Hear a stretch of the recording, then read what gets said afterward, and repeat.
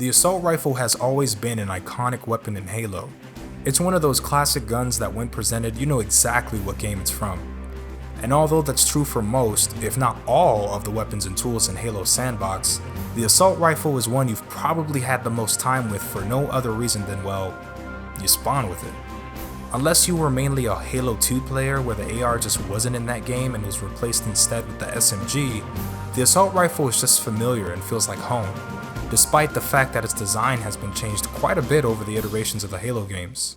In most multiplayer experiences prior to Halo Infinite, the assault rifle has been that starting weapon that you would want to replace almost immediately. Its place in the sandbox was nothing more than to drain an enemy's shields and finish them off with maybe a melee or a well-placed headshot from a precision weapon. It just wasn't the most interesting gun compared to the others in the sandbox. I mean, think about it. You have the energy sword, the needler, the Spartan laser, all iconic weapons in the Halo sandbox. And it's hard for the AR to match up when you have those weapons with that kind of firepower on the battlefield. Historically, the AR has never been super lethal up close or precise enough to land consistent shots at medium or long ranges, and with the addition of Bloom in recent Halo games, the assault rifle has become even harder to kill with as it requires more skillful players to utilize controlled bursts to opt for precision rather than the spray and pray mechanics as in the days of old. I believe 343 Industries were privy to the inferiority of this weapon, and as a result steadily increased the viability of the assault rifle by increasing damage and effective range over the course of Halo 4 and 5's multiplayer, adding Smart Link to the latter. Still, the AR was overshadowed by superior weapons such as the Magnum in Halo 5, establishing a meta that harkened to the prior incantation in Halo CE. So how does the AR feel now after Halo 5? Well, that brings us to Halo Infinite. Flight 2 just ended last weekend and I was finally able to get my hands on it. And after 16 hours of sweating my ass off, here's what I have to say about the new assault rifle in 343's latest installment of the first-person shooter franchise. It's broken. It's broken as f***. The AR in this game does a really great job at stripping enemies of shields, and that I will not begrudge of 343 as it's its primary use case. However, the range at which it can do so is absolutely ridiculous. With the radar being nerfed by its reduced range, it feels like every time I have my back turned, I'm getting absolutely lasered by assault rifles halfway across the map. At least if the radar still had range like in previous games, I would be aware that a player is in my general vicinity and have some chance of reacting and maybe getting a nice reversal. But in this game, at least the version of the game deployed last flight, opportunities like that are few and far between. What makes this iteration of the AR even worse is once shields are off, it takes a minimal amount of rounds to finish off a player, and that's at any range. I've gotten kills on unshielded players at bottom mid on Bazaar while the enemy player is past rocket spawn, and to be honest, I don't even remember if that was with Smart Link. Probably wasn't. I'm sure at even a farther distance, I probably would have still gotten the kill. Going back to Smart Link, it makes the assault rifle way too viable. And don't get me wrong, I think the assault rifle should be a viable gun.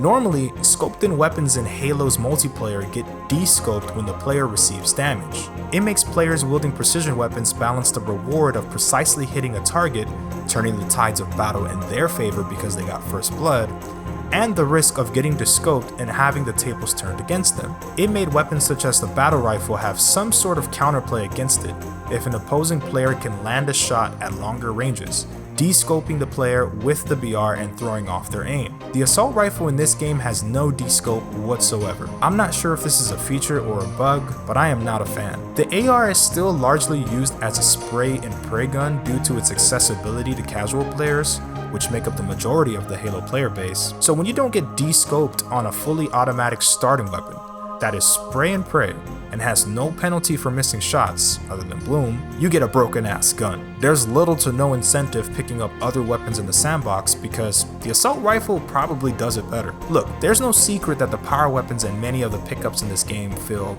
a lot more anemic in terms of firepower compared to those in past Halo games. The Needler's homing ability, for example, being terrible at range, the Bulldog's reduced effective range rendering itself useful only at spitting distance, the Heatwave's low damage and rate of fire resulting in desperate anxiety-induced firefights with players who ever even heard of the word strafe.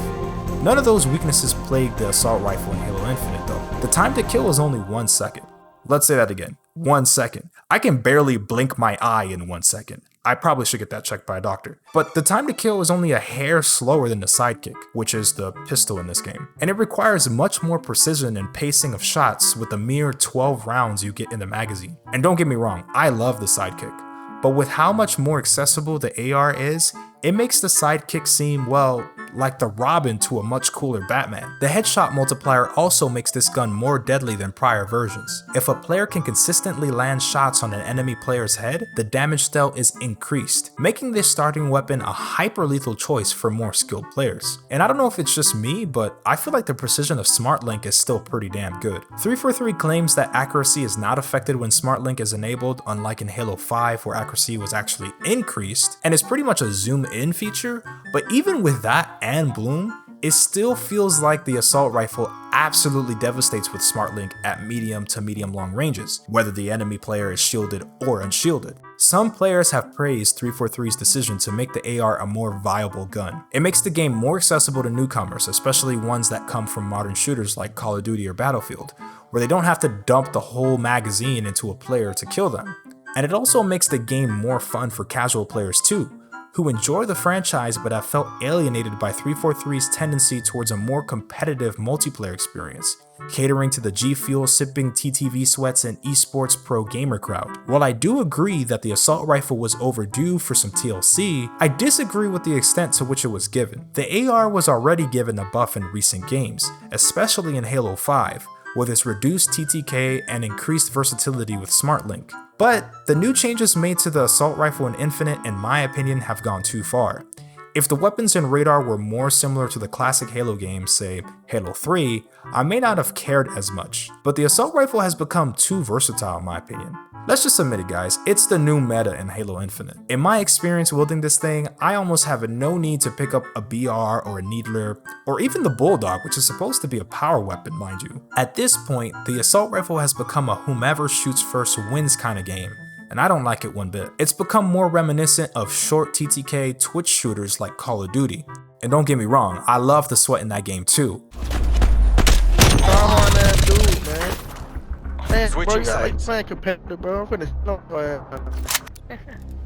But please, keep my COD out of my Halo. You hear me, Halo 4? I'm looking at you, you little shit. So that's what's wrong with the AR in Flight 2. But what changes would I like to see to make it more fair and balanced? After all, I do think the AR should still be good at stripping shields up close, calling for a precise weapon to finish the kill, and in turn let weapons like the sidekick shine brighter in their roles. Well, one of the more obvious changes is to add Descope to SmartLink. This simple change will make the AR similar to traditional scoped weapons such as the BR. Of course, Descope should be added to all SmartLink weapons, not just the AR. This will add consistency to the Halo Sandbox, forcing players to make the trade-off between increased precision and visual stability, no matter what weapon they use. A more radical idea is to remove SmartLink altogether. I'm not sure how popular this idea is, but I think SmartLink is a neat feature, ever since it was introduced in Halo 5. As long as it's not broken in this game, as it is now, I don't see a need to remove it. It gives weapons like the assault rifle more versatility and makes the game more accessible to players used to ADS and other FPS games. At this point, it's just one of those features that I take for granted and would feel like something is missing from the gunplay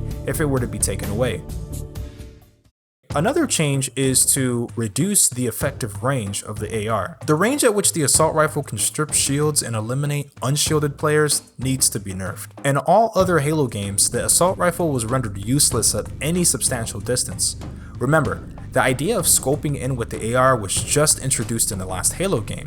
I'm not saying it should get to that point, but it feels like I'm dying a lot quicker at medium to medium long ranges than I should. This range is instead where the sidekick should start to dominate, whereas the AR should be stripping shields at closer ranges. SmartLink especially makes it easier for the assault rifle to nab easy kills from further distances, as you can effectively turn it into a fully automatic precision weapon by zooming and honing in on your target, not too unlike the Commando. I think reducing the effective range by 25 to 50% will keep the AR within its respectable bounds of close to medium range than the omnipotent jack of all trades that it currently is at. Another possible suggestion is to reduce damage dealt on unshielded enemies. A starting weapon should not be efficient at stripping shields and finishing off unshielded players. It should accomplish one or the other, and let the secondary weapon come in to fill the void. Otherwise, what's the point of even starting players with two weapons? Just start them off with one. Hell, let's remove all weapon pickups and power weapons from the map and let's just duel it out with all ARs. Okay, weirdo. The damage on unshielded players should be dialed back just a bit. Maybe it should feel like in Reach, where you would feel like you've really earned the kill by the game requiring you to dump a few more rounds into your opponent before they die. Currently, it feels like you only need 2 rounds to put into a one-shot enemy to get the kill, which just feels way too overpowered for a starting weapon that's already great at draining a Spartan's first line of defense. Maybe a 25 to 50% decrease in unshielded damage would help taper off the effectiveness as a player gets closer to death, making the assault rifle a bit more balanced in my opinion. Lastly, 343 could remove or at least reduce the headshot multiplier. I understand the desire to reward the players for consistently hitting headshots, but with a spray and pray gun like this with the bloom it has, it almost feels like the headshot multiplier is just RNG, with luck being what seeds the machine. If you're gonna have the headshot multiplier, keep it in the game but reduce the additional damage it deals, so I don't feel like I'm dying as soon as the enemy player sets their sights on me. But if it were me making the decisions, I'd probably remove the multiplier altogether. I just feel like it would make things less complicated and easier to reason about, especially with a game that's as complex and sophisticated as this one. Now I know that sounds like a lot of changes, but I feel like Descope and any combination really of the other suggestions would make the AR more fair and balanced. Maybe simply just adding Descope to SmartLink and reducing effective range would be the perfect tuning of this weapon. Maybe 25 to 50% reductions are too aggressive, but I think with some of the tuning of the parameters that I mentioned, a perfect sweet spot could be achieved, where the AR doesn't feel quite pathetic like Halo 3's, but like the one that Halo deserves. This current version just feels like the new meta, which are words I never thought I would utter for the assault rifle in any Halo game. But it definitely deserves to be respected and be in its rightful place. I like the direction 343 is taking with this gun, but I think it needs to be dialed back a little in certain areas. I know my viewpoint on this is certainly contentious, as many have expressed online their love for the new AR and its versatility, and to give these players credit, I almost feel like 343 would be taking something very special away from that part of the Halo community by nerfing this gun to oblivion, but I just wanted to express my thoughts on how they could retain its original intended use while still keeping it fun and accessible. Well, let me know in your thoughts in the comment section below. Do you think 343 will nerf the AR, keep it the same, buff it? God, I hope not. Anyway, I'm looking forward to what you guys have to say, and I'll see you all in the next one.